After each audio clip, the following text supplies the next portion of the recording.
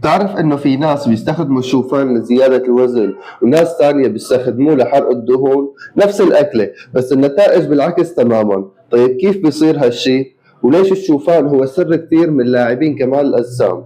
خلينا نفهم اليوم كل شي عن الشوفان، شو فوائده، طريقة تحضيره، وإمتى لازم تاكله لتوصل لهدفك، سواء بدك تبني عضل أو تحرق دهون. وهلأ شو هي الفائدة العامة للشوفان؟ أول شي خلينا نحكي ببساطة، الشوفان هو من أقوى مصادر الكربوهيدرات المعقدة، يعني بيعطيك طاقة طويلة للتمرين وبدون ما يرفع معدل السكر بشكل مفاجئ.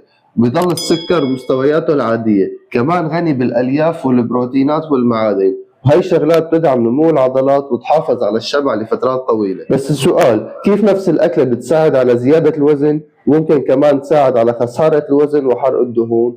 وهلأ بدنا نحكي عن الشوفان لزيادة الوزن وبناء العضلات. إذا هدفك تزيد وزن أو تبني عضل فهو الشوفان بيكون رفيقك الأساسي.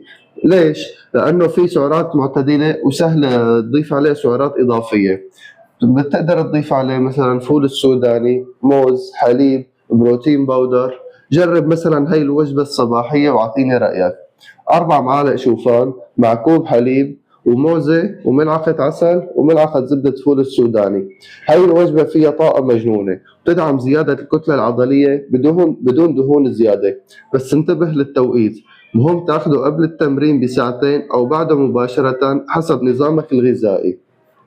بس لو قلت لك انه نفس الشوفان ممكن ينحفك كمان، طيب كيف؟ تعال خليني فرجيك كيف. وهلأ خلونا نحكي عن الشوفان لخسارة الوزن وحرق الدهون ونختص فيها بهي الفقرة. إذا هدفك تنزل وزن أو تحرق دهون فالشوفان كمان بيساعدك، بس بشرط صغير، ما تضيف عليه سعرات إضافية، يعني بلا عسل بلا فول السوداني. خده مع ماء أو حليب خالي الدسم مع شوية فواكه خفيفة مثل التفاح أو التوت. الألياف اللي فيه بتخليك تشبع بسرعة ولفترة أطول، وهي بتخلي جسمك يحرق دهون أكثر لأنه ما عم يدخل سعرات زيادة من مصادر تانية. وكمان لما تاكل الصبح بيساعدك تضل نشيط طوال اليوم ويحسن أدائك الرياضي بالتمارين. بس في شغلة كتير ناس بيغلطوا فيها، تعرف شو الغلط اللي ممكن يخرب كل فوائد الشوفان؟ خليني أحكي لكم عن أكثر الأخطاء شيوعا مع الشوفان. أكبر الأخطاء بشوفها عند الناس اللي إنه بيحسبوا إنه كل الشوفان صحي جميع أنواعه، بينما في شوفان تجاري مليان سكر مضاف ومواد مصنعة وهذا بيقتل فوائده تماما. أنت لازم تختار دايما الشوفان الطبيعي الخام بدون أي نكهات، وكمان لا تكتفي فيه بدون بروتين، يعني لازم تدمجه مع بيض أو لبن أو حليب خالي الدسم أو كامل الدسم حسب هدفك، أو بروتين باودر لتحصل على وجبة متكاملة. وهيك بتستفيد سواء بدك تبني عضل أو تخسر دهون. هلأ صار عندك الصورة الكاملة عن فوائد الشوفان وطريقة تحضيره حسب هدفك.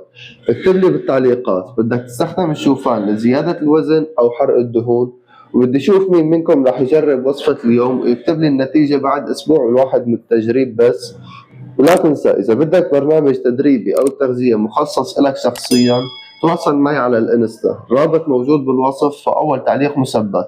تابعني وأرسل كلمة تدريب وخلينا نبدأ رحلة الفورمة سوا. شوف هالفيديوهات اللي طالعة هلأ هون على الشاشة رح تغير نظرتك كلياً من حيث التغذية والتمارين. شكراً على المشاهدة إخواتي، السلام.